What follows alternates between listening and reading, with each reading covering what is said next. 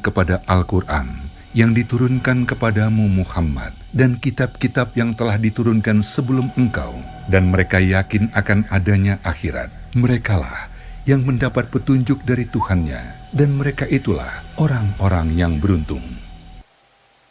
Bismillahirrahmanirrahim.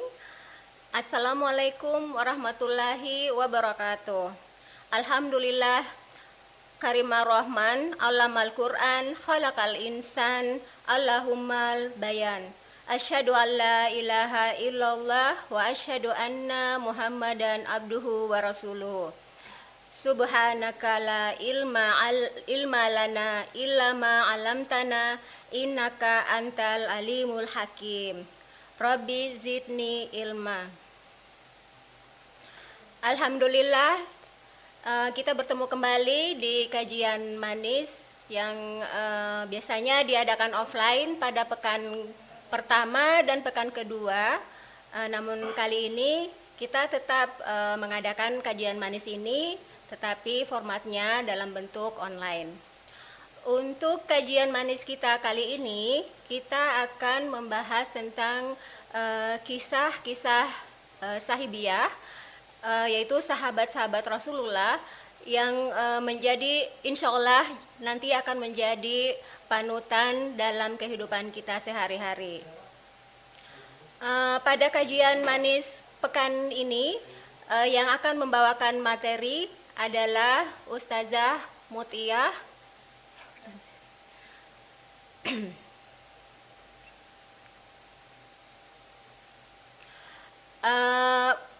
Adapun yang menjadi materi kita kali ini adalah tentang Ummu Aiman, yaitu salah satu sahibiyah di zaman Rasulullah.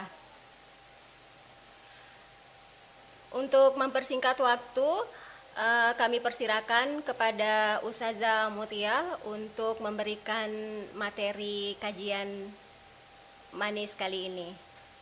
Silakan Ustazah. Ya, dimulai. Ya, silakan. Bismillahirrahmanirrahim. Assalamualaikum warahmatullahi wabarakatuh. Alhamdulillahilladzi hadana lihadza ila siratil mustaqim, siratil anbiya'i wassalihin wassadiqin, wa amarana bitta'ah, wa sallallahu ala nabiyyina Muhammad wa ala alihi wa sahbihi ajma'in. Amma ba'd. Alhamdulillah, suatu kesyukuran yang amat besar dan tak terhingga hari ini saya bisa bertemu dengan jamaah Majelis An-Nisa walau lewat layar kaca tapi insya Allah setidaknya bisa mengurangi kerinduan kita yang sudah lama tak bersua. Dan alhamdulillah hari ini kita bertemu dalam rangka kembali menitik ayat-ayat Allah Subhanahu wa taala dan hadis-hadis Rasulullah sallallahu alaihi wasallam, yang mana kedua pedoman hidup kita ini adalah pancaran hidup kita. Tanpa keduanya kita bukanlah siapa-siapa. Jadi kali ini kita tidak membahas masalah fikih, tapi kita masuk ke masalah ke bab ke pembahasan sirah. Ya, ana diberikan amanah untuk membawakan sirah yang berjudul Ummu Aiman, ibu para mujahid. Masya Allah ya, judul yang sangat indah. Ya, kita kembali berbicara tentang ibu. Sebelum kita masuk ke pembahasan ibu dan Ummu Aiman, ya kita melihat bahwa ketika belajar tentang sirah, yang paling utama dalam sirah itu adalah keteladanan, ya, contoh atau uswatul hasanah. Karena keteladanan inilah yang akan kita wariskan kepada anak-anak. Ya, kita lihat bagaimana para nabi dan rasul lahir dari keteladanan kedua orang tua. Ya, orang-orang soleh ya pasti mewariskan kesolehan kepada keturunannya. Makanya dalam ayat disebutkan wallahu yatawallas sholihun, bahwasanya Allah senantiasa menjaga orang-orang soleh dan keturunannya. Kenapa? Karena kebaikan itu pasti menular, kebaikan itu pasti menurun. Makanya kita harus menghasilkan orang tua yang baik dan orang tua yang soleh, agar keturunannya pun bisa menjadi soleh. Ya. Keburukan saja bisa menurun, apalagi kebaikan. Ya, itulah yang disebut dengan sirah. Kita belajar sirah agar mencari keteladanan, ya, mewariskan kebaikan dan bisa mengambil ibrah sebanyak-banyaknya bagaimana bisa melahirkan generasi yang baik dan generasi yang bisa melanjutkan estafet perjuangan Islam ini. Jamaah An-Nisa yang dirahmati Allah Subhanahu wa taala, rahimani wa rahimakumullah. Ya, ibu ya, Ummu Aiman, ibu para mujahid. Ya, ibu, kalau kita mengatakan ibu dalam bahasa Arab itu namanya ummu. Ummu itu artinya induk ya, induk. Kalau induk ya kita tahu bahasa Indonesia induk, kamus bahasa Indonesia induk adalah pusat ya. Pusat segala kasih sayang. Jadi ummu atau ibu adalah pusat kasih sayang, pusat perhatian, pusat pengorbanan, dan pusat segala air mata. Itulah seorang ibu. Jadi ibu kalau sudah disandangkan kepada ibu, mau dia ibu kandung, ibu susu, ya, ibu angkat, ibu asuh, ya, apalah namanya, yang penting ada gelar bernama ibu, dia adalah induk, ya, dia adalah ummu atau induk. Tempat kita kembali untuk merehatkan segala perasaan kita. Pengorbanan yang begitu besar diberikan oleh seorang induk atau ibu, itu tiada duanya sampai-sampai Allah mengatakan bahwa ibu adalah wakil Allah di muka bumi ini.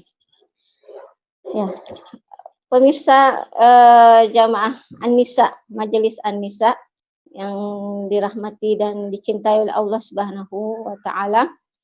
Makanya segala kecerdasan, keuletan, perangai sang ibu adalah faktor dominan ya bagi masa depan anak. Karena dari ibulah kita bisa mengetahui ada begitu banyak ulama besar lahir. Ya, kata orang bijak dulu, di balik pria yang agung ada seorang wanita yang tangguh ya. Demikianlah kata orang tua kita itu, dan menjadi bukti yang sangat nyata. Kenapa? Karena tokoh ternama, ulama, cendekia, pahlawan, kesatria, bahkan nabi dan rasul lahir dari ibu-ibu yang sangat membentuk karakter mereka. Makanya kita harus punya ibu yang cerdas, ibu yang ulet, punya perangai yang baik, dan punya faktor dominan bagi masa depan anaknya. Ya, kalau kita mengatakan ibu, bukan saja ibu kandung, ibu susu pun, ya, ibu susu pun sangat berpengaruh untuk melahirkan ya generasi yang baik. Kenapa? Karena air susunya adalah menjadi nasab bagi sang anak.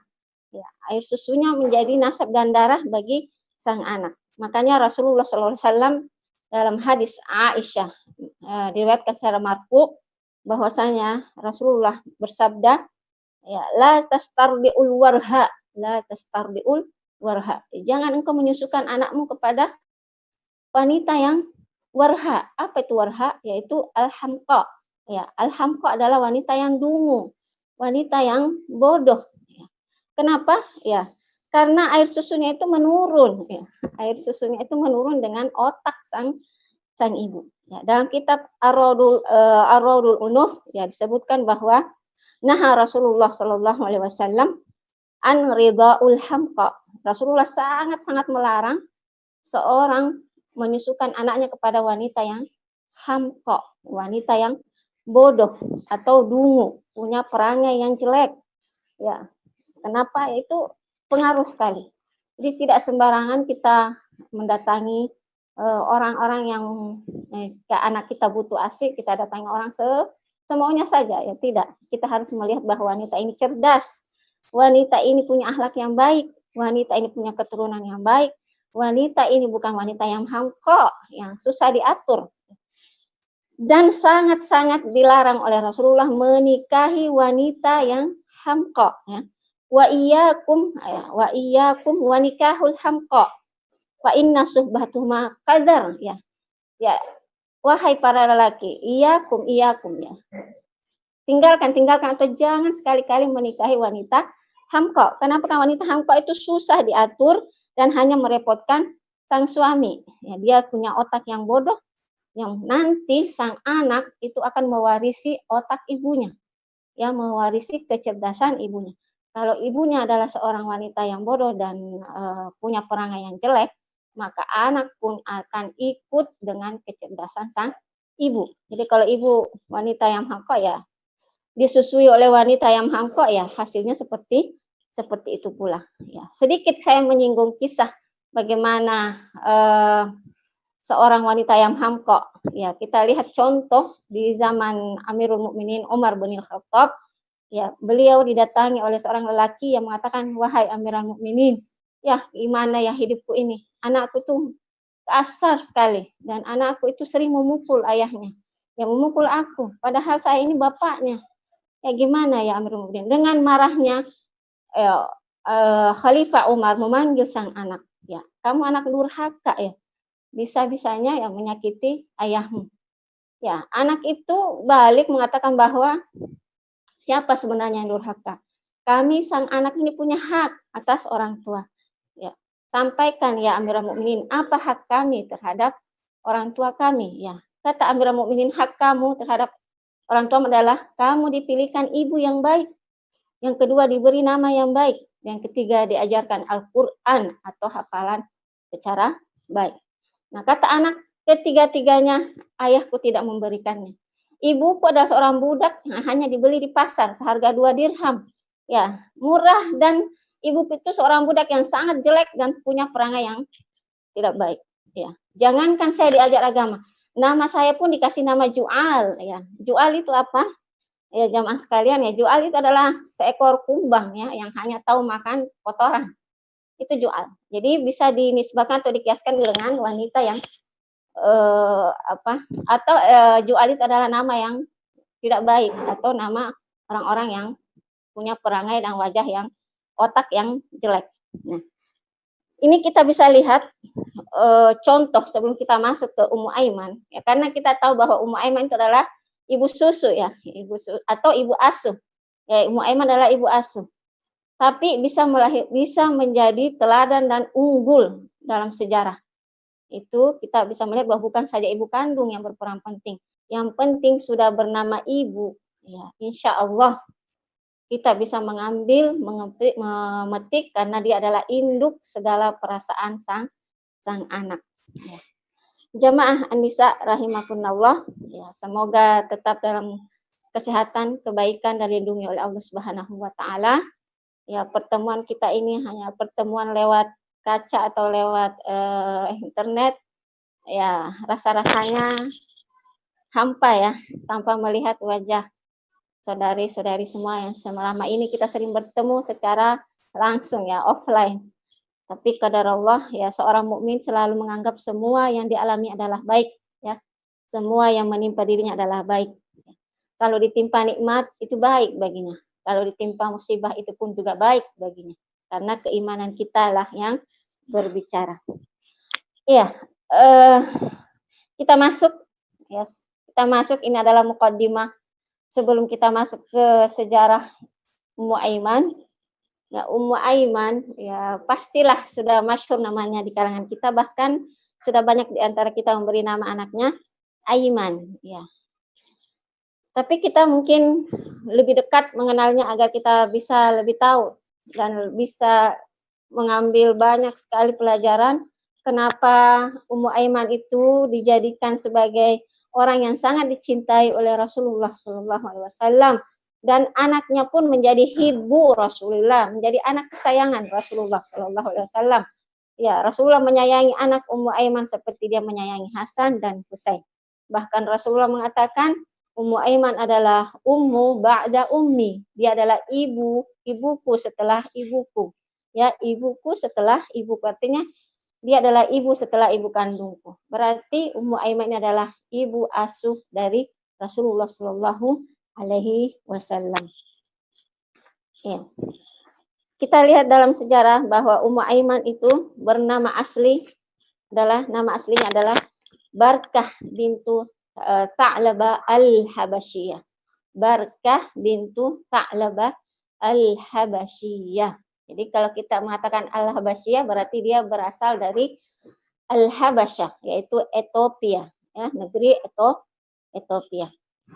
Diberi gelar Ummu Aiman itu Kannaha, ya, Kannaha kunyahnya adalah Ummu Aiman. Kenapa? Karena anak pertamanya dari suami pertama itu bernama Aiman.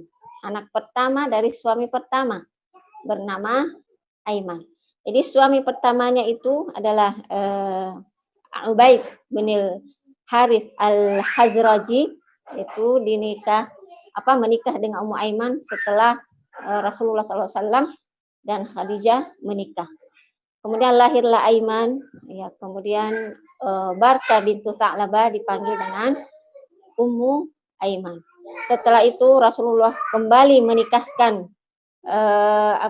menikahkan Ummu Aiman dengan Zaid bin Harithah setelah suami pertamanya meninggal, wafat, istashhada atau istushhida, ya, syahid, ya, itu kembali dinikahkan dengan Zaid bin Harithah. Lahirlah anak yang sangat dicintai oleh Rasulullah yang bernama Usamah ibnu Zaid, ya, Usamah ibnu Zaid. Jadi Ummu Aiman ini adalah budak, ya, seorang budak dari Ethiopia. Sejarah mencatatnya bahwa kenapa dia berada di tangan Rasulullah itu sejarahnya ketika kaum Quraisy, ya, ingin menghancurkan Ka'bah, datanglah ghanimah, dan salah satu ghanimah dari mereka orang Quraisy adalah Ummu Aiman, ya, salah satu ghanimahnya. Maka dibeli oleh Abdullah bin Abdul Muttalib. Abdullah bin Abdul Muttalib membeli Barkah bintu Sa'labah dan menjadikannya maula, ya, budak. Dan setelah Abdullah bin Abdul Muttalib wafat ketika Rasulullah masih dalam kandungan, Aminah yang menjadi tuannya. Jadi ibu Rasulullah SAW.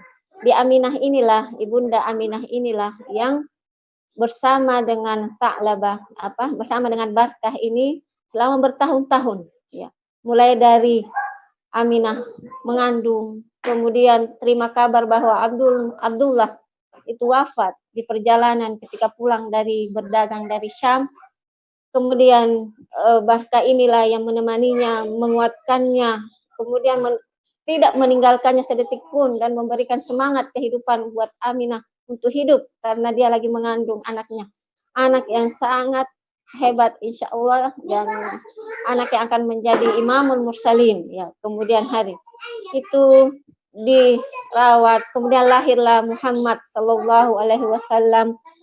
Di usianya yang masih kecil, Muhammad disusui oleh Halimah, kemudian meninggalkan ibunya jauh, pergi di kaum Bani Sa'ad, ya, tempat Muhammad Sallallahu Alaihi Wasallam disusui oleh Halimah Sa'diyah. Tapi Barkah ini tetap menemani Aminah, tetap bersama dengan Aminah sampai akhirnya Rasulullah kembali ke pangkuan Aminah di umurnya sekitar 4-5 tahun, ya. Kalau dalam sejarah disebutkan riwayatnya 4 atau 5 tahun kembali berada di pangkuan ibunda Aminah.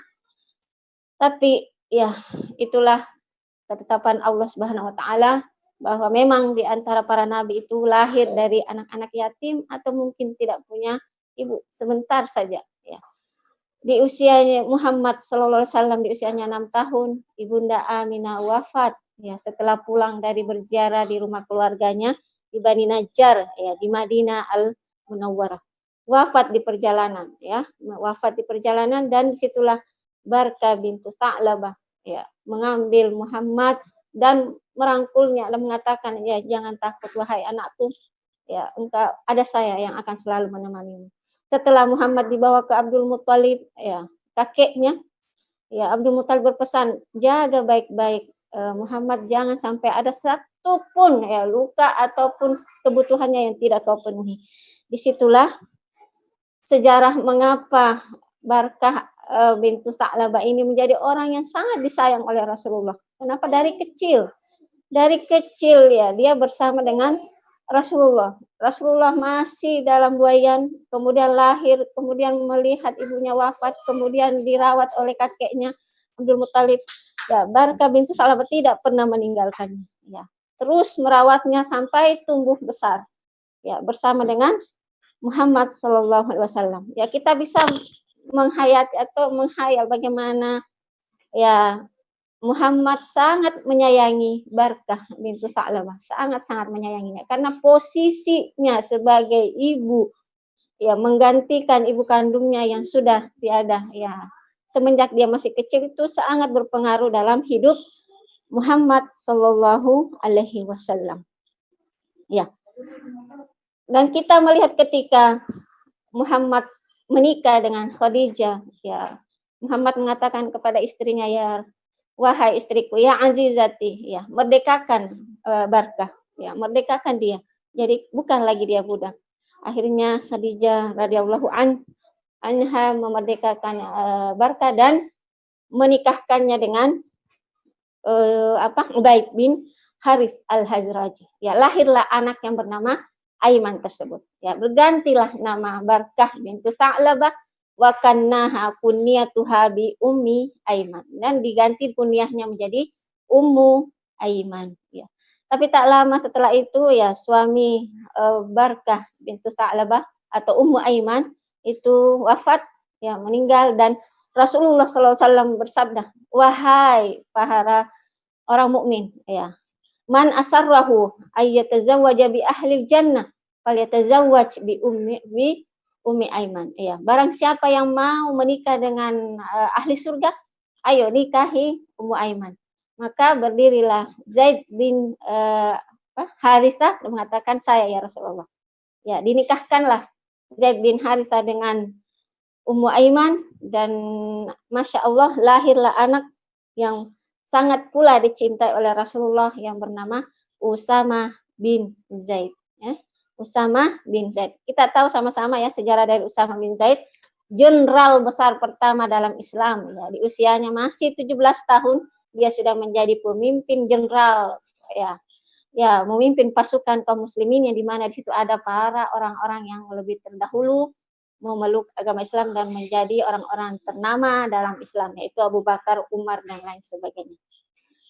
Ya, jamaah Majelis An-Nisa yang dirahmati Allah Subhanahu wa taala, razaqani wa razaqunallah khairan katsira.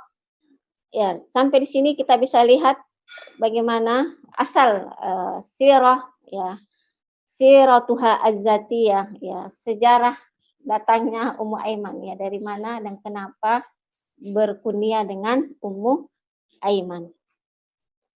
Ya. Kemudian kita lihat salah satu yang harus kita tahu bahwa Ummu Aiman itu walaupun ibu asuh, ya pemirsa sekalian, walaupun dia ibu asuh, bukan ibu kandung, tapi dia punya satu sifat, ya punya beberapa sifat yang sangat dimuliakan oleh Rasulullah SAW. Sifat-sifatnya itu adalah keibuan, ya, halus, cerdas, ya, kemudian tulus sekali dalam memberikan perhatian. Ya. Kalau kita bilang kenapa sih kita menjadi orang yang dicintai, ya pasti ada alasannya. Ya, kenapa Rasulullah sangat mencintai Ummu Aiman, juga pasti ada alasannya. Ya, itu karena ketulusan yang telah diberikan oleh seorang ibu asuh kepada anak asuhnya itu tiada terkira, ya. Tidak ada bandingannya. Ketulusan. Dan yang harus kita lihat adalah ketulusan itu, ya, bukan sesuatu yang dibuat-buat, bukan sesuatu yang dipaksa. Kita merawat anak orang seakan-akan adalah paksaan atau hanyalah tugas, amanah, kewajiban. Ya, tapi ketulusan itu tidak ada. Nah, kita melihat di sini bagaimana Rasulullah sangat mencintainya karena ketulusannya sebagai seorang wanita yang menganggap dirinya seorang ibu, ya, menyayangi Rasulullah dengan sepenuh hati dan memberikan kebaikan-kebaikan yang ditularkan dari Ummu Aiman kepada Muhammad itu berbekas sekali di hati Rasulullah Shallallahu Alaihi Wasallam. Ya, jamaah nisa rahimakunallah. Ya. Kalau di sini judulnya adalah Ibu Para Mujahid, ya cocok sekali. Kenapa? Karena dia tak pernah sampai di usianya yang sudah sangat tua, tidak pernah ketinggalan yang namanya ikut bersama Rasulullah dalam perang-perang, ya. Kita tahu bahwa anaknya Aiman syahid, ya di perang Hunain. Suaminya Zaid bin Harithah syahid di perang Mu'tah. Kemudian kita lihat beliau juga Ummu Aiman walaupun sudah tua, sudah sepuh, tetap ikut berperang atau ikut bersama dengan para mujahid as-sahabiyah ya di perang Khaybar, perang Uhud, perang Hunain ya. Di perang Hunain inilah dia menyaksikan dua anaknya ikut bersamanya yaitu Aiman dan Usama, dan beliau menyaksikan bagaimana Aiman syahid di jalan Allah Subhanahu wa taala di perang Hunain ini. Dari perang Uhud pula ya kita melihat bagaimana dia menyaksikan sendiri kocar-kacirnya pasukan umat Islam, dan dia sampai berteriak ya Rasulullah, Rasulullah, mana Rasulullah, mana Rasulullah. Ya, sampai dia khawatir dan mencari-cari di mana berada anak asuhnya tersebut.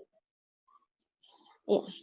Kita kembali sebelum kita bicara tentang dia siapa ya, saya sangat tergugah ya. Kenapa? Karena dia hanya seorang ibu asuh, tapi bisa menjadi ya orang yang mubasyirina bil jannah.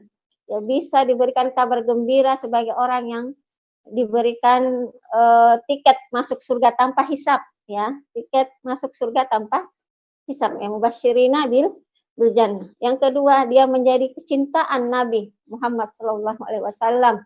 Ya, yang ketiga, ya, dia diberikan rukhsah oleh Rasulullah sallallahu alaihi wasallam untuk beberapa kalimat yang dia tidak bisa sebut. Ya, kenapa? Karena ternyata Ummu Aiman itu asra'ul lisan ya, cadel ya, cadel pemirsa. Jadi ada beberapa kata yang dia tidak bisa sebutkan, Rasulullah memberikan rukhsah untuk tidak mengatakannya. Misalnya dia sering mengatakan salamun salamun wa alaikum, salamun wa alaikum. Makanya padahal maksudnya adalah salamullah alaikum. Ya, maka kata Rasulullah, kamu cukup hanya mengatakan dengan kata assalam saja. Bahkan pernah di perang Hunain, ya dia sebenarnya bermaksud mengatakan utbut ya, tabbit tabbata ya muslimin, tabbata ya muslimin ya. Ya, dia mengatakan sabbata ya, artinya apa? Sabbata. Ya, dengan huruf ta ke sa itu beda sekali dalam bahasa Arab terjemahannya. Ya, dia mengatakan sabbata sabbata ya, artinya ya celaka. Ya, Rasulullah mengatakan diamlah wahai ibuku karena makna yang kau sebutkan itu salah. Ya, cukup banyak diam. Kalau kita memang terasa cadel dan sering salah dalam berbicara, maknanya salah, ya mending lebih banyak diam ya, seperti yang diberikan Rasulullah kepada ibunya untuk selalu jangan terlalu banyak berbicara karena hanya menghasilkan kesalahan, dan kesalahan itu bisa fatal ya, kesalahan itu bisa fatal dan bermakna sangat jauh dari aslinya. Ya, ini pernah juga ya satu kisah kenapa dia menjadi kecintaan Rasulullah SAW. Ya, pertama tadi kita sudah sebutkan dia adalah ibu asuhnya yang sangat tulus. Ya, kedua dia melahirkan anak yang bernama Usama juga dicintai oleh Rasulullah SAW.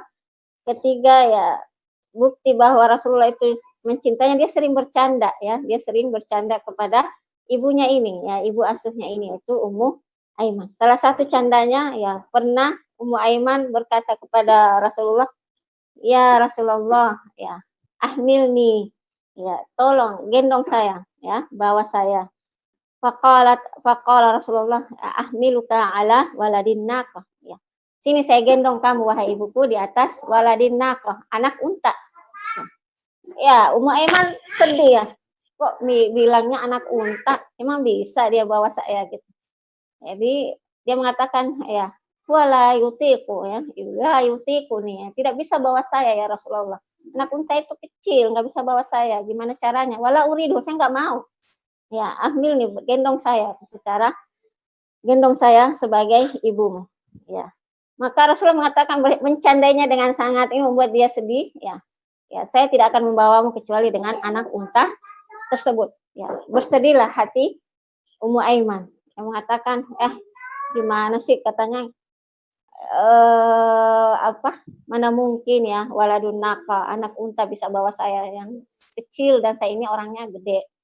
Ya, sampai kesedihannya itu kembali dia tersenyum, tertawa ketika orang-orang berkata kepadanya, wahai Ummu Aiman, wahalil iblu illa waladun naqah, ya. Jadi Ummu Aiman, maksud Rasulullah itu tidak seperti itu. Kamu nggak sadar ya bahwa anak unta itu ya anak. Semua yang bernama anak ya punya ibu. Ya. Jadi disinilah kita lihat candaan Rasulullah Sallallahu Alaihi Wasallam itu membuat kita geli sendiri mendengarnya bahwa memang benar apa dikatakan Rasulullah, waladun naqa, anak unta ya anak, ya. Biarpun dia sudah besar, ya seperti Nabi merasa dia sudah besar, dia sudah dewasa, bahkan menjadi rasul, dia tetap anak dari Ummu Aiman. Begitu pula lah anak unta, walaupun dia sudah gede, dia tetap anak, pasti punya orang tua, ya. Tersenyumlah Ummu Aiman radhiyallahu anha. Pemirsa yang dirahmati Allah Subhanahu wa taala, ini menjadi contoh, ya, suatu contoh yang sangat-sangat indah buat kita bahwa keteladanan seorang ibu bisa menjadi pengaruh besar terhadap kehidupan seorang anak. Mujahid lahir dari tangan seorang ibu, walaupun dia adalah seorang budak, ya. Walaupun dia adalah seorang yang sangat rendah di masa jahiliyah, tapi dimerdekakan oleh Rasulullah dan Khadijah radhiyallahu anha, menjadilah dia wanita yang mulia, wanita yang berjuang bersama Rasulullah, tidak pernah meninggalkan Rasulullah walau sedetik pun, ya. Di perang Uhud ikut bersama dengan para sahabiah untuk menyiapkan obat-obatan makanan. Di perang Khaybar pun seperti itu, dan di perang Hunain pun juga dia ikut. Dan ini kita tahu bahwa kalau memang dia ibu asuhnya, pastilah dia sudah sepuh, ya, di usianya yang sudah sepuh ini masih terus berjuang, ya, berdakwah, ya, tidak pernah berhenti melangkahkan kaki. Ya, nggak seperti kita di zaman sekarang, kalau sudah di umur-umur 40-an lebih, merasa sudah tidak mampu lagi untuk belajar, untuk berdakwah, untuk berjuang, ya, bagaimana menjadikan anak-anak kita itu baik, soleh, muslim, dan lain sebagainya. Nah, ini kita bisa mengambil ibrah yang sangat besar, wahai saudari-saudariku sekalian, bahwa yang namanya pendidikan, yang namanya pengorbanan itu tidak berhenti sampai kapanpun juga, ya. Jadi kita wanita yang baik, wanita yang insya Allah bisa mendidik, ya, ikutilah Ummu Aiman ini. Dia hanyalah seorang ibu asuh, tapi bisa melahirkan generasi yang sangat hebat, ya, sangat hebat sekali, yaitu anaknya Usamah menjadi jenderal, ya. Kemudian anak asuhnya yaitu Muhammad, ya, bisa menjadi seorang nabi dan rasul, bahkan penutup para nabi yang terbaik, ya, kekasih Allah Subhanahu wa taala. Ya, di sini ya sampai-sampai ketika sejarah mencatat kecerdasan. Kalau kita mau bukti bahwa Ummu Aiman itu cerdas, ya kita harus cari tahu dong, ya. Cerdas di mana sih? Karena kan Rasulullah sudah melarang untuk mencari ibu asuh itu yang hamko, apalagi ibu susu yang hamko, jangan, ya. Ya, kalau ada anaknya yang diasuh oleh orang lain, tolong perhatikan baik-baik ketiga hal ini yang Rasulullah sampaikan kepada kita melalui Aisyah radhiyallahu anha, bahwa sekali-kali jangan memilih wanita yang hamko atau warha, ya, hamko atau warha, atau jangan menikahi wanita yang hamko atau warha. Ini dalil bahwa ke otak anak itu menurun dari ibunya. Nah, kalau kita lihat bahwa Ummu Aiman ini budak, kok bisa-bisanya ya menjadi ibu asuh Rasulullah? Ya. Kita lihat dulu dong. Sejarah mencatat bahwa dia sangat cerdas, ya. Dia orang wanita yang cerdas dan halus perangainya.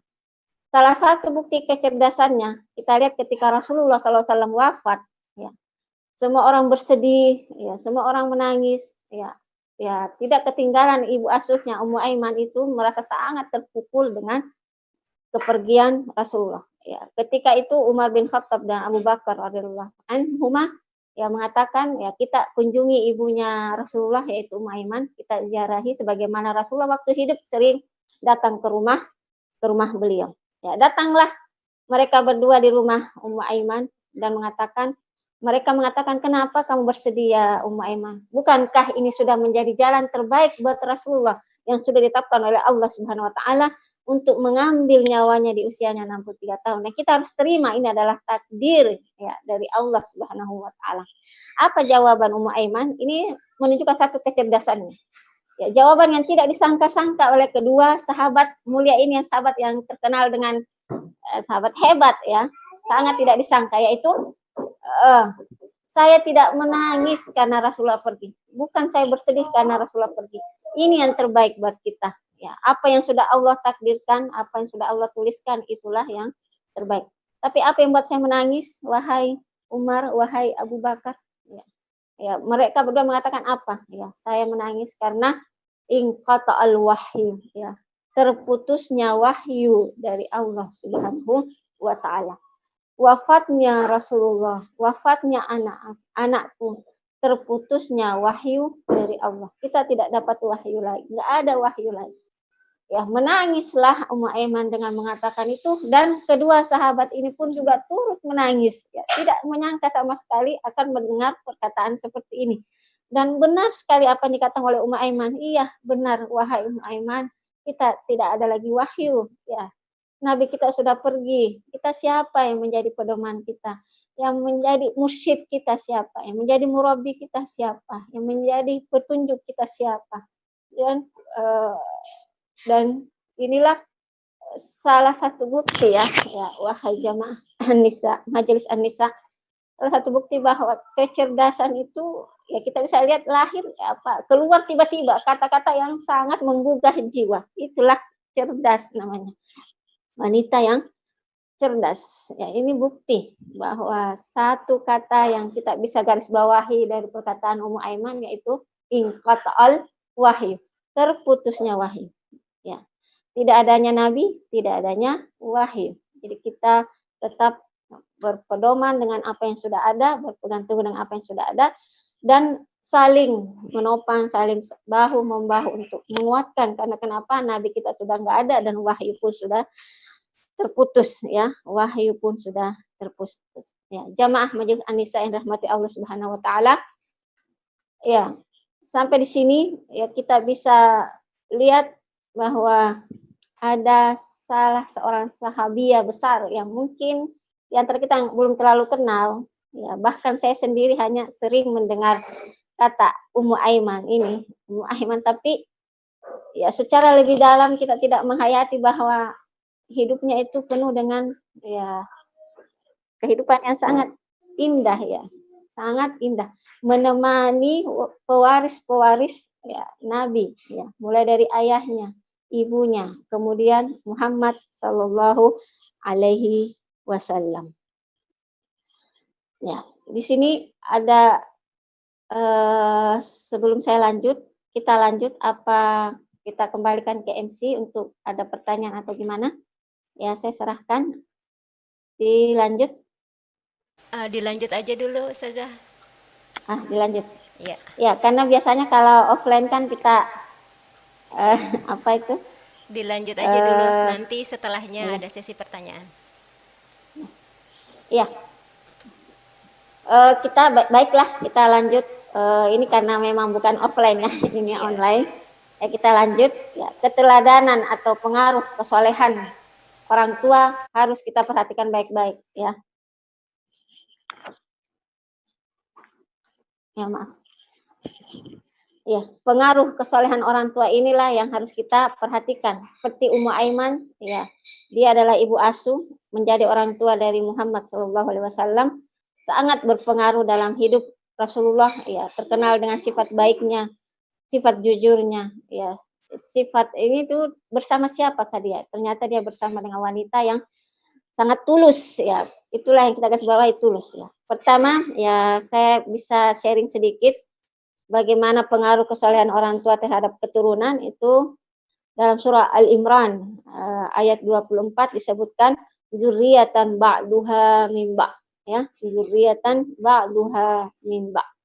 Jadi ketaatan dan ketakwaan orang tua besar pengaruhnya terhadap perkembangan anak. Sebagaimana disebutkan dalam ayat ini bahwa keturunan satu dengan keturunan yang lain itu saling saling terpaut ya. Bahkan disebutkan bahwa Allah yatawallas sholihun, Allah senantiasa menjaga keturunan orang-orang soleh. Ya, yang kedua kita bisa lihat bagaimana Nabiullah Khidir alaihissalam ya dalam Al-Qur'an ceritakan bahwa dia menjaga tembok ya, 2 orang anak yatim ya, ketika Nabi Musa bertanya, kenapa sih kamu tidak ambil upah dari hal tersebut? Ya, jawaban Nabi Khidir adalah orang tuanya adalah orang tua yang soleh ya. Kedua orang tuanya adalah orang tua yang soleh. Jadi sekali lagi kata soleh ini yang harus kita lihat ya. Ibu yang soleh ya, ayah yang soleh. Kemudian doa para malaikat untuk orang-orang yang soleh ya. Doa para malaikat senantiasa turun untuk orang-orang yang soleh ya. Rabbana wa adkhilhum jannati adnin, yaitu dalam surah apa ya? Surah Al-Mu'min ayat 81 disebutkan Rabbana wa adkhilhum jannati adnin allati wa'adtahum wa man shalaha min abaihim wa azwajihim wa dzurriyyatihim. Ya Tuhan kami, masukkanlah mereka ke dalam surga Aden ya, yang telah Engkau berikan janji kepada mereka. Dan orang-orang yang soleh di antara bapak-bapak mereka, istri-istri mereka, dan keturunan mereka. Sesungguhnya Engkaulah yang maha perkasa, lagi maha bijaksana. Ya. Kemudian situ, walladzina amanu wattaba'athum dzurriyyatahum biiman. Ya, sesungguhnya orang-orang yang beriman itu dan orang-orang yang mengikut di belakangnya itu keturunannya dan mereka beriman kepada Allah Subhanahu wa taala, alhaqna bihim dzurriyyatahum wa ma alatnahum. Ya, sedikit pun dari pahala mereka tidak pernah dikurangi dan Allah senantiasa menjaga mereka dan cucu-cucu mereka. Ya, semuanya terjaga dengan baik ya. Oleh karena itu, wahai para jamaah Majelis An-Nisa, kita adalah ibu ya, kita adalah ibu. Lahirkanlah, jadilah ibu yang solehah agar Allah menjaga keturunan kita dan cucu-cucu kita kemudian hari. Kenapa? Ya, salah kaprah selama ini. Selalu hanya kita menganggap bahwa ibu kandunglah yang berperan penting. Yang mana kalau enggak bersama dengan ibu kandung kita tidak menjadi apa-apa. Enggak ya. Selama yang bernama ibu ya, ibu kandung, ibu asuh, ibu susu ya, ibu angkat ya, semua berperan dengan baik dan menjadi wanita yang baik, wanita yang soleh, insya Allah lahir anak-anak yang baik pula, soleh pula, dan menjadi orang-orang kuat di masa yang akan datang. Ya. Sekali lagi, Muhammad SAW tidak diasuh oleh ibunya. Ya, sekali lagi ibu kandung Rasulullah SAW, Aminah, tidak bersama anaknya dari umur bayi sampai umur 4 tahun. Hanya setahun bersama dengan Rasulullah, Aminah meninggal dunia. Ya, jadi coba kita lihat mana ibu kandungnya Nabi. Ya, ibu kandungnya wafat di usia dia masih kecil. Siapa yang mendidiknya ya? Ibu asuh ya, ibu asuhnya. Tapi ibu asuhnya ya, apakah kita menganggap sekarang ya di zaman sekarang kita bawa sekarang ke asrul mu'asyarah di zaman modern seperti ini ya. Salahkah ya jika seseorang menitipkan anaknya kepada ibu asuh atau ibu susu? Salah ya. Pasti jawabannya ya tergantung ya. Itu memang jawaban yang paling bijak. Tergantung. Kenapa? Karena banyak sekali dari para nabi dan rasul dan orang-orang soleh tumbuh di tangan ibu-ibu asuh. Bukan ibu kandung, bukan ayah kandung. Ya. Coba lihat Isa ya, Nabi Isa, ada ke ayahnya dibesarkan oleh seorang ibu. Muhammad SAW, mana ayahnya? Ayahnya wafat dan dia berada dalam kandungan. Mana ibunya? Ibunya pun wafat dan dia masih kecil. Di manakah ibunya waktu dia kecil? Ya, ternyata dia disusui di Bani Sa'ad ya, tidak bersama juga dengan ibunya. Tapi apa yang kita bilang, apa yang kita pelajaran kita bisa ambil di sini bahwa kebijaksanaan orang tua inilah, pengaruh orang tua inilah yang bisa membuat semuanya berubah. Walaupun Rasulullah dirawat oleh ibu asuh, tapi ibu asuh ini adalah orang yang baik, orang yang cerdas, orang yang tulus, insya Allah dia akan tumbuh menjadi, ya kita lihat tumbuh menjadi orang yang sangat berpengaruh di dunia ini. Seperti itulah sekarang juga ya. Mujahid bukan berarti harus berperang jalan Allah. Walaupun kata aslinya adalah berperang, tapi seorang mujahid adalah orang yang berpegang teguh di jalan Allah dan tidak pernah berpikir untuk meninggalkan akhirat selama dia hidup di dunia ini. Maka anak-anak yang lahir dari ibu-ibu yang tangguh, insya Allah anak-anak pun akan menjadi anak-anak yang mujahid, anak-anak yang siap berjihad di jalan Allah Subhanahu wa taala. Bahkan disebutkan dalam hadis bahwa barang siapa yang tidak berniat sedikit pun untuk mati di jalan Allah, maka hidupnya adalah hidup yang sia-sia. Ya. Kita lihat judulnya, Ummu Aiman adalah ibu para mujahid. Ya, emang benar ibu para mujahid. Kenapa? Karena hidupnya itu diberikan untuk agama ya, bersama dengan Rasulullah yang seorang mujahid ya. Mujahid tangguh ya, mujahid imam seluruh alam ya, kemudian ya dia pun membina anaknya untuk tidak takut mati di jalan Allah Subhanahu wa taala. Sekarang pun kita ya sebagai ibu lahirkanlah mujahid-mujahid. Walaupun memang niatnya tidak untuk selalu berperang, tapi dia tumbuh menjadi anak yang kuat, anak yang tangguh, anak yang mandiri, anak yang tidak cengeng. Ya, siap berjuang di jalan Allah Subhanahu wa taala. Ya, karena banyak sekali yang kita sering dengar bahwa si ini menitipkan anaknya ke sini, si ini menitipkan anaknya ke sana. Ya, selama dia menitipkan kepada wanita baik, ya, selama dia menitipkan kepada orang baik, insya Allah tidak akan berpengaruh dengan label yang dia sandang, yaitu ibu asuh, ya. Selama itu. Tapi kalau dia menitipkan kepada orang yang salah, seperti di hadis Aisyah, dan disebutkan dari Aisyah ini banyak sekali juga hadis yang lain mengatakan bahwa iyakum wa nikahul hamqa, jangan sekali-kali engkau menitipkan atau menikahi wanita hamqa, atau menitipkan anak kepada wanita hamqa, atau menyusui anakmu kepada wanita hamqa. Karena yang ada adalah kenistaan, yang ada adalah kehancuran. Ya. Apakah wanita hamqa itu, ibu-ibu sekalian? Ya, jamaah Majelis An-Nisa dalam hati Allah, hamqa itu adalah wanita bodoh. Bodoh dalam hal apa? Ya, ini harus kita perjelas juga biar tidak salah paham. Ya. Orang bodoh banyak yang bisa jadi pintar kalau belajar kan. Tapi bodoh yang dimaksud adalah apa? Ya, bodoh dalam artian memang pertama dari segi kecerdasan otaknya. Ya, dia lemah akal, ya. Lemah akal. Akalnya lemah. Yang kedua, ya dia punya perangai yang buruk. Ya. Dinasihatin atau tidak dinasihatin ya sama aja. Ya. Hidupnya urak-urakan ya. Ya, apa sih namanya? Enggak hanif lah. Diajak ini enggak mau dengar, disuruh ini enggak mau dengar. Itu wanita hamqa. Ya. Yang ketiga, wanita hamqa itu bermakna adalah wanita yang punya wajah yang tidak baik, yang punya perangai pun yang tidak baik. Itu wanita hamqa. Jadi hindari ketiga hal ini, kata Rasulullah. Jangan menyusukan anakmu. Sebagaimana Rasulullah merasa bahwa dia disusui oleh wanita-wanita baik, maka Rasulullah pun menasihati kita semua umatnya untuk berhati-hati tidak diasuh anak kita kepada tiga wanita yang disebutkan ini. Ya. Wanita yang lemah akal, ya, wanita yang apa sih namanya? Wanita yang buruk perangainya, dan wanita yang tidak hanif, ya. Bukan wanita yang apa sih? Kalau bahasa ininya ya, gampang lah, legowo lah orangnya, gampang dibilangin ya, gampang diajak diskusi, bukan wanita keras, ya. Jadi wanita yang ketiga adalah wanita yang lembut ya, wanita hampa itu wanita keras ya, beda keras, beda tegas. Kalau keras ini ya benar-benar keras ya. Nggak enak, walaupun punya wajah yang baik tapi sifatnya keras, itu sangat-sangat tidak nyaman untuk kita berteman, apalagi menjadi teman hidup kita ya.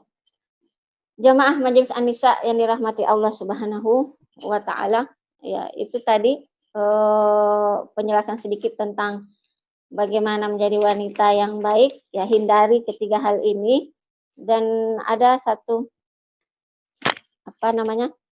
kisah dari Ummu Aiman, ya mungkin bisa kita sama-sama melihat bagaimana syair dari Ummu Aiman kepada Rasulullah ketika wafat ya. Syairnya sangat indah. Ini menunjukkan kehilangan sang ibu dari sang ibu asuh ya.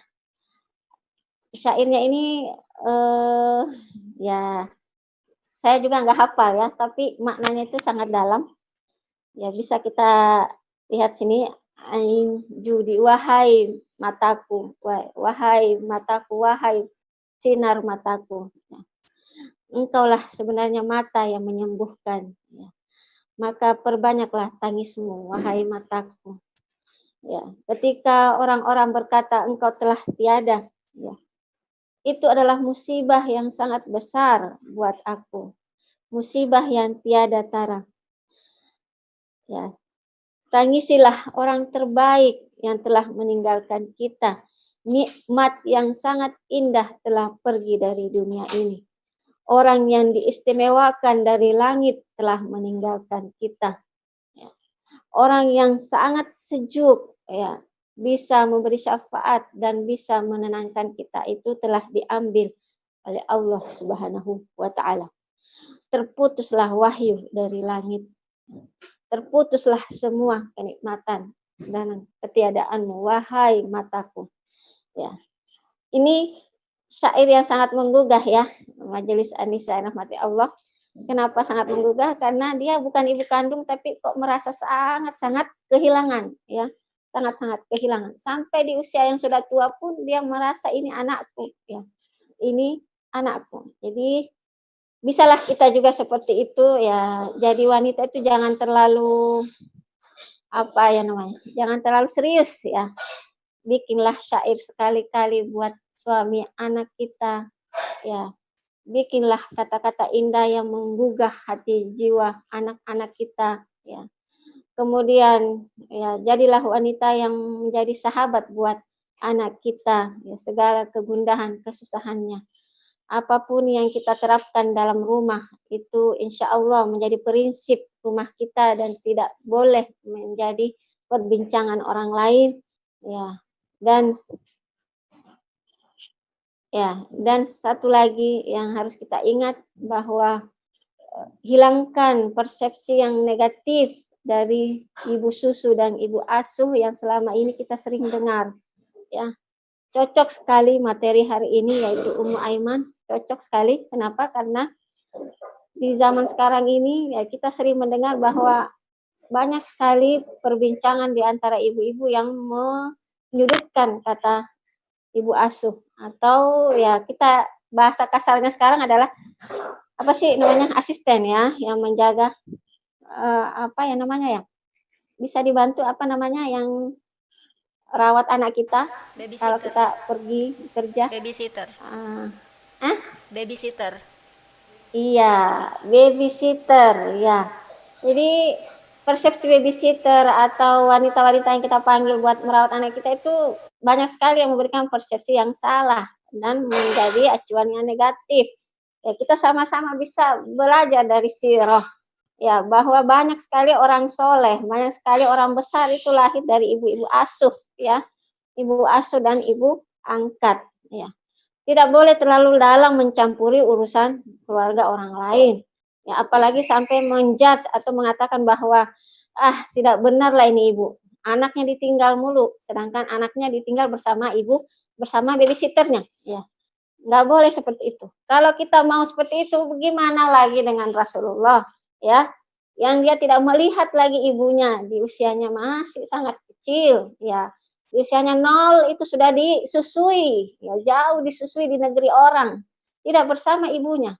Ya, kalau kita mau bicara negatif ya, gimana dengan Aminah yang sebenarnya dia bisa susui anaknya. Ya, dia bisa merawat anaknya, tapi kok dititip dan diberikan disusui oleh kaum yang di wanita lain. Itu kita bisa mengambil pelajaran bahwa ya seorang ibu tahu dong apa yang terbaik buat anaknya ya. Tidak pernah disusui oleh ibunya tapi jadi nabi, jadi rasul ya. Ini bisa kita jadikan tolak ukur bahwa tidak selamanya jika anak itu diasuh atau disusui oleh orang lain itu menjadi anak yang salah, tidak selamanya. yang harus kita lihat garis-garis yang diajarkan oleh agama. Ya, hindari anakmu dari 3 sifat wanita yang kita sebutkan tadi. Ya. Bisa diulang MC, 3 sifat wanita yang disebutkan tadi apa? Yang harus kita hindari. Salah satunya itu hamka ya Ustazah ya. Ya, wanita hamqa. Hamka. Apa itu Kemudian wanita hamqa? yang apa? Bodoh ya, yang hilang nggak berakal, yang bodoh. Bukan nggak berakal ya, kalau nggak berakal itu majnun, gila namanya. Oh, sorry. Lemah. Yang lemah akal. Ya, lemah akal. Terus yang kedua? Yang kedua goro ya kalau nggak salah tadi. Hah? Yang hamka dan apa? Aduh lupa tadi saya Ustazah. Goroh kalau nggak salah ya. Al-warha ya. Oh, warha ya.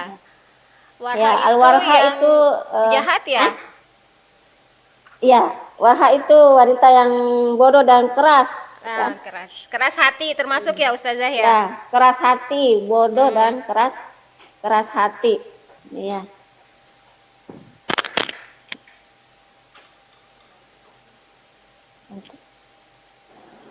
Terputus. Ya, maaf agak pelan.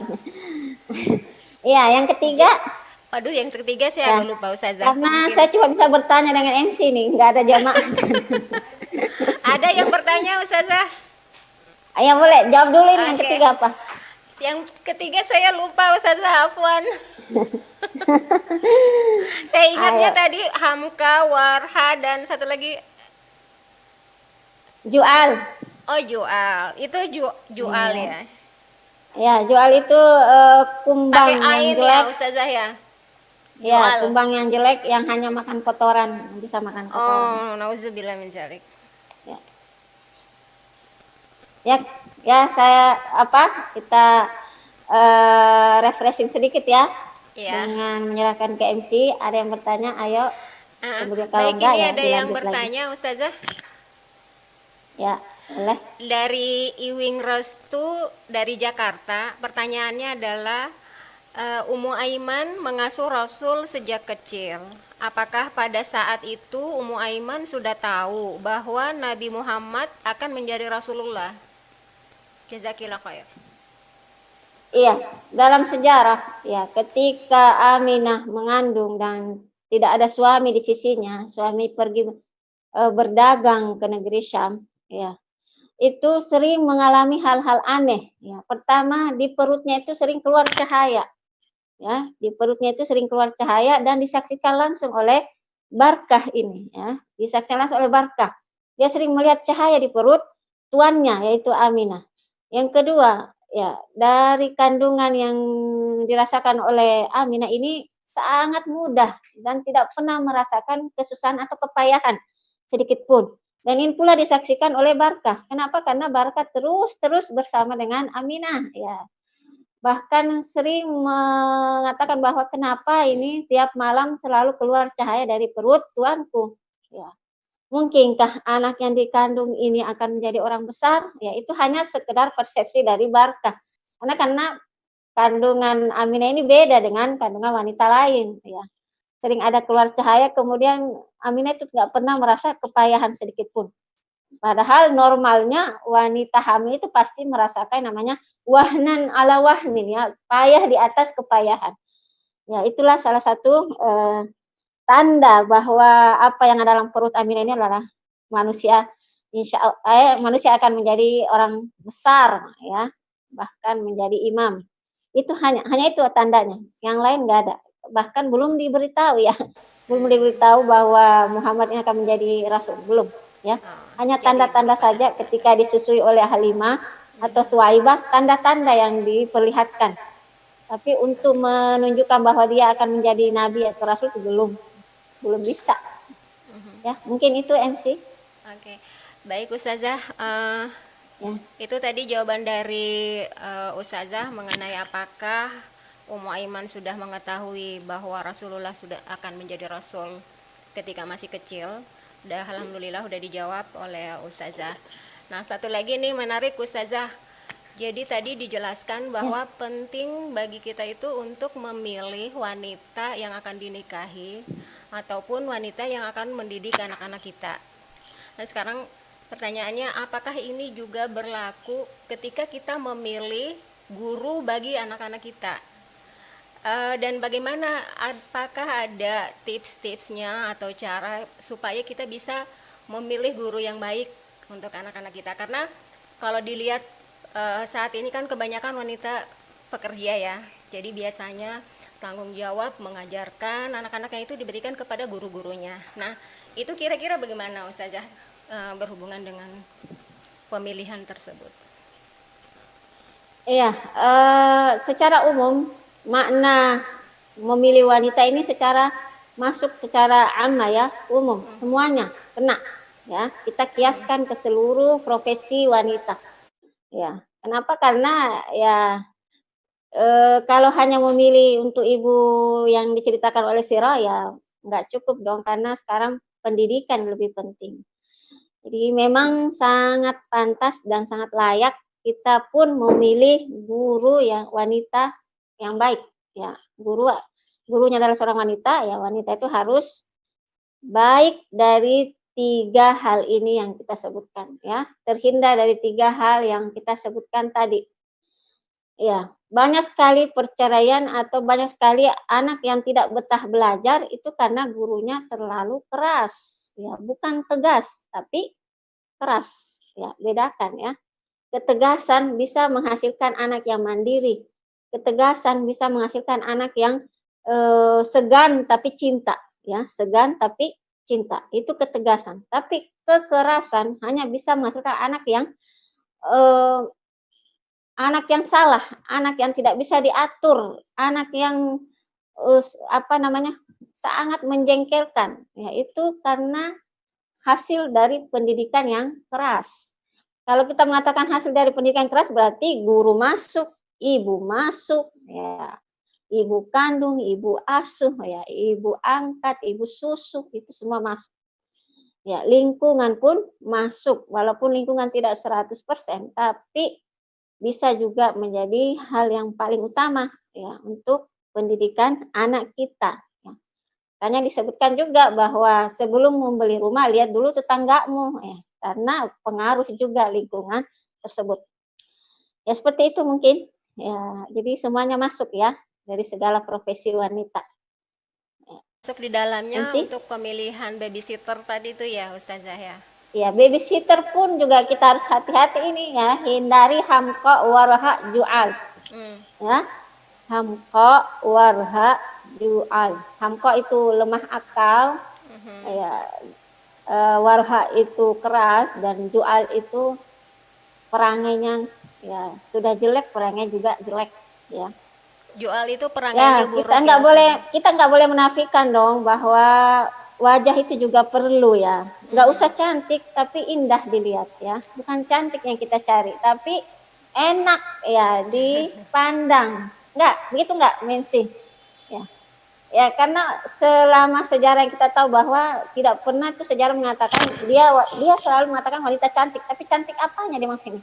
Cantik sebagai takurru ainaina ya, enak untuk dipandang, enak untuk dilihat. Kenapa? Karena kecantikan lahir dari hatinya ya, kecantikan itu lahir dari hatinya. Jadi nggak salah juga dong kalau kita milih guru yang enak dipandang, guru yang enak diajak diskusi, atau juga memilih wanita untuk dinikahi ya wanita yang enak dipandang, bukan yang cantik tapi enak dipandang. Seperti itu MC. Ya, babysitter paling penting ya. Kenapa? Karena anak kita mau di bawah asuhan dia. Ya, pilihlah yang seperti ini. Kalau nggak dapat ya minimal ada satu lah yang bagus. Ya, ada satu kriteria yang bisa kita andalkan. Kalau semuanya nggak bisa sempurna secara bagus ya, ambillah satu ya. Ya, satu sifat yang bisa membuat kita aman untuk meninggalkannya. Yang paling utama adalah enak dipandang ya, MC ya. Pilih babysitter yang enak dipandang. Kan ada babysitter tuh cantik tapi kenapa ya kita nggak suka? Kira-kira kenapa? Itu dari hatinya ya. Oke. Dari hatinya. Ya. Berarti pada saat pemilihan awal itu kita udah harus tahu akhlaknya baik, kemudian dia punya pendidikan minimal pendidikan agamanya bagus. Untuk itu salah satu hal yang perlu kita perhatikan pada saat memilih babysitter ataupun memilih guru-guru buat anak-anak kita ya Ustazah ya, seperti itu. Iya, benar sekali ya. Itu kita bisa tahu dari sirahnya dia. Jadi kita cari Oke. tahu dari sahabatnya, temannya, keluarganya, dan Oke. sebagainya. Kalau Ya, dilihat dari bukan karena kita butuh langsung sembarang aja kita ambil. Ya, Oke. siapa aja yang situ kenalanmu ada nggak? Bawa dong, saya butuh. Enggak seperti itu ya. Kita harus mencontoh Rasulullah ya, dididik oleh orang-orang terpercaya. Walaupun dia budak, tapi orang terpercaya dan kelihatan kecerdasan, ketulusan dan hati yang bagus, hati yang indah. Ya, seperti Kalau itu. perlu Mungkin hafal Quran ya Ustazah ya. itu enggak. Nggak perlu. Aiman bukan penghafal Quran. Oke. Ya, Aiman bukan seorang hafizah, bukan. Tapi Tapi beliau dikaruniai ketulusan hatinya kecerdasan. lah, yang membuat dia mubasyirin bil jannah, menjadi orang yang Masya Allah. dijamin masuk surga. Ya. Kebaikan hatinya, ketulusan, yang penting tulus ya, tulus, Ya. bukan kemunafikan dan bukan kepura-puraan. Ya. Walaupun sekarang kan banyak sekali orang yang mengemban amanah ya karena amanah, ini tugas bukan dari hatinya, itu yang susah. Ya. Niatlah, ya niatnya lah yang paling penting. Mungkin MC? Sebentar saya cek lagi, mungkin masih ada pertanyaan dari YouTube. Oke. Udah nggak ada pertanyaan. Ini jamaahnya nggak bisa dilihat ya? Enggak Ustazah, ini disiarkan live melalui channel YouTube Akel Islamic Center. Dan ada di Facebook juga, Facebook DKM. Kemudian bisa dilihat juga di Instagram Kajian Manis, Kajian Manis Akel, Majelis Gitu. An-Nisa Akel ya di Instagramnya. Demikian Ustazah. Terima kasih. Iya, Ustazah sedikit Mutia. ini MC. Iya Ya, baik, sedikit silakan Ustazah. bahwa tadi disinggung wanita ya, wanita cerdas ya. Ya, tambahkan bahwa salah satu tanda bahwa Aiman ini cerdas ya, karena kita ragukan ya dia seorang budak, cerdas enggak ya. Pertama tadi itu perkataan yang ingkot al-wahyu, kedua ya banyak sahabat yang mengambil hadis dari beliau. Di antaranya adalah Anas bin Malik. Ya, itu salah satu bentuk kecerdasannya Ummu Aiman. Ya itu aja, MC. Oke. Baik, terima kasih kepada Ustazah Mutia Yusuf LCMA yang sudah berkenan membagi ilmu kepada kita semua walaupun secara online.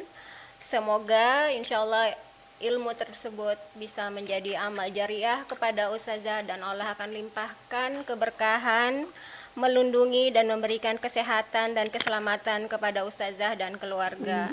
Dan semoga ilmu-ilmu yang sudah disampaikan oleh Ustazah bisa bermanfaat untuk kita semua. Kita bisa memetik pelajaran dari kisah yang sudah disampaikan oleh Ustazah Mutia tersebut. Bisa kita terapkan dalam kehidupan kita sehari-hari, bagaimana kita memilih dan mendidik anak-anak kita.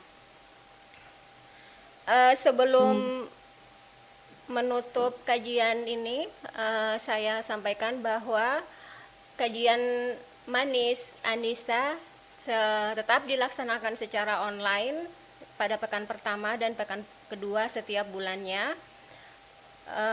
Dan untuk mengikutinya silakan ke channel YouTube Akel Islamic Center atau ke Facebook DKM Akel Islamic Center atau ke IG Kajian Manis Majelis An-Nisa Akel. Mungkin itu saja penyampaian tentang kajian hari ini. Saya minta kepada Ustazah untuk memberikan closing statement dan doa penutup. Silakan Ustazah. Ya, kenapa? Closing statement dan doa penutup Ustazah. Gitu. Ya, jamaah Majelis An-Nisa yang dirahmati Allah Subhanahu wa taala. Semoga kajian kita hari ini ya terus terang ya saya sangat bahagia ya. Sekali lagi tidak bisa menyembunyikan bahwa kami juga sangat bahagia bisa berkumpul lagi. Pelajaran yang penting yang harus kita lihat dari kisah Ummu Aiman ini ya harus kita stressing lebih bagus lagi, lebih indah lagi bahwa seorang ibu adalah induk ya, tonggak utama kebaikan sebuah negeri atau kebaikan seorang anak. Apakah dia ibu kandung kita atau ibu asuh kita, ibu susu kita, ibu angkat kita, ya selama dia adalah seorang ibu, maka menjadilah ibu yang sempurna, ya sempurna dari segi akhlak, ya sempurna dari segi pendidikan. Bukan pendidikan yang seperti sekarang ini, tapi pendidikan yang maksud adalah pendidikan agama kita. Ya sempurnakan akhlak kita menjadi wanita yang taqurru ain ya, yang menjadi wanita yang enak untuk dipandang, enak untuk diajak berteman, enak untuk diajak ngobrol, enak untuk diajak belajar ya. Insya Allah kalau kita menjadi wanita yang seperti itu kita bisa sedikit mengimbangi sifat Ummu Aiman ini yang semuanya dimiliki oleh beliau.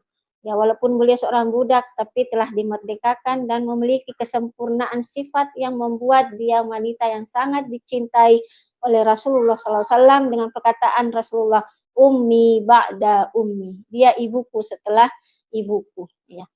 Jadilah ibu yang disegani tapi dicintai oleh anak, bukan ibu yang ditakuti atau ibu yang sangat menjadi apa namanya?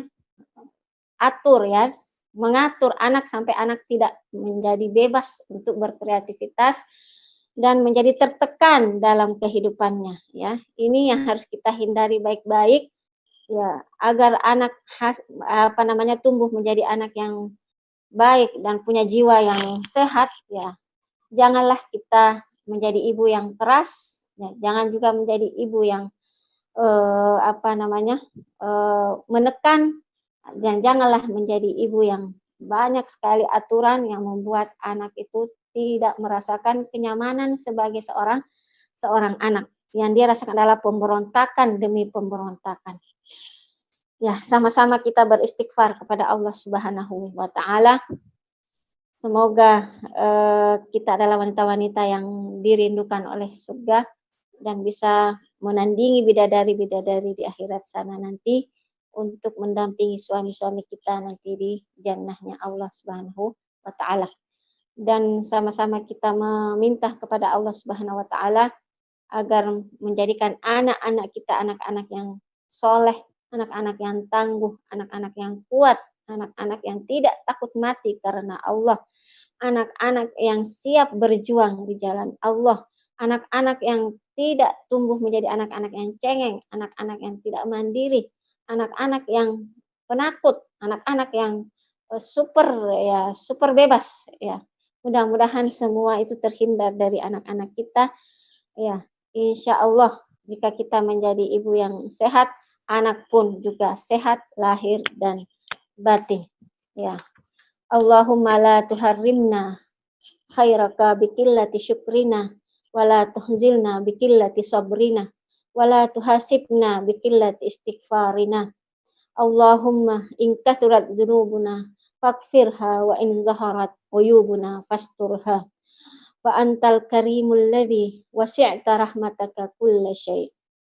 Subhana rabbika rabbil izzati amma yasifun wa salamun alal mursalin walhamdulillahi rabbil alamin. Terima kasih Ustazah. Teman-teman manis semuanya. Demikianlah kajian manis pekan ini. Sebelum menutup kajian ini, saya sampaikan jangan lupa untuk memberikan infak terbaik. Nomornya ada terlihat di channel YouTube yang ada di bawah ini. Silakan. Dan kita akhiri kajian manis hari ini dengan membaca istighfar, astagfirullahaladzim, astagfirullahaladzim, astagfirullahaladzim. Sebelum menutup dengan doa kafaratul majlis, saya ucapkan terima kasih kembali kepada Ustazah Mutia Yusuf atas kesediaannya mengisi kajian manis hari ini. Insya Allah bisa bertemu lagi pada kajian-kajian manis selanjutnya. Baik teman-teman manis, kita tutup kajian manis hari ini dengan doa kafaratul majlis. Subhanaka Allahumma wa bihamdik asyhadu an la ilaha illa anta wa astaghfiruka wa atubu ilaik.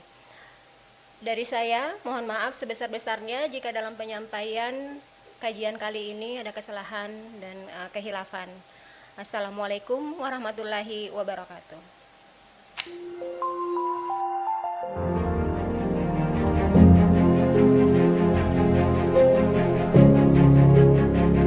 Kurban untuk mereka yang berkorban menjaga kesucian Masjidil Aqsa dan bumi para nabi dan syuhada. Kurban di sana, di Palestina dan Suriah adalah kurban bernilai paling tinggi. Menegakkan syiar Islam di tempat suci yang dinistakan oleh penjajah, sekaligus menguatkan para pejuang dari keluarga syuhada. Kurban untuk mereka yang berkorban adalah bagian dari kewajiban kita menjaga bumi Isra Mi'raj Rasulullah sallallahu alaihi wasallam. Gabung bersama kami dalam program Kurbanku Jelajahi Negeri Para Syuhada. Bersama kami Spirit of Aqsa di Aql Kurban Care.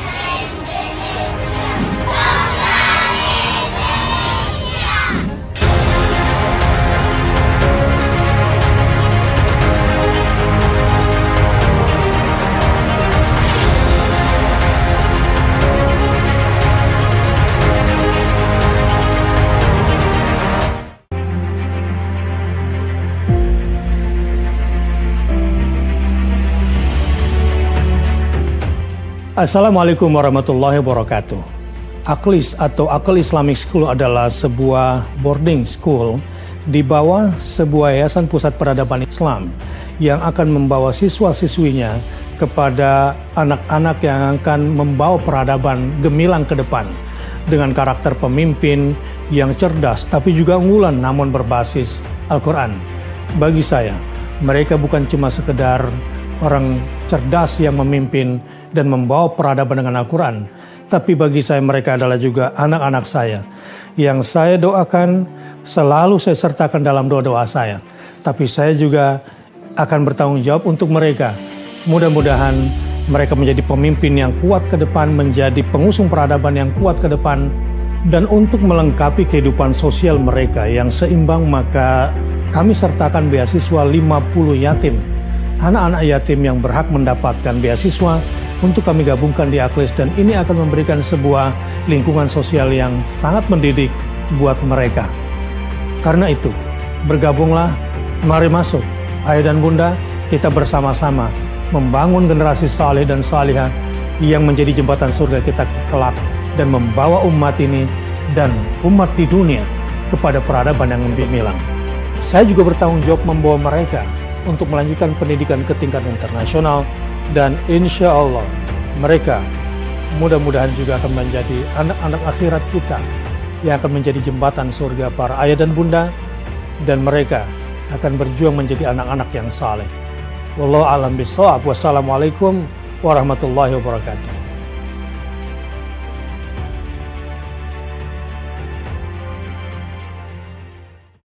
Kurbanku jelajahi negeri syuhada. Untuk keluarga syuhada yang terblokade di Gaza, untuk penjaga terdepan Masjid Al-Aqsa di Al-Quds, untuk penduduk Syam yang terusir dari Suriah, dan penawaran-penawaran program lainnya dari Spirit of Aqsa. Bersama kami di Aql Kurban Care. Hubungi kami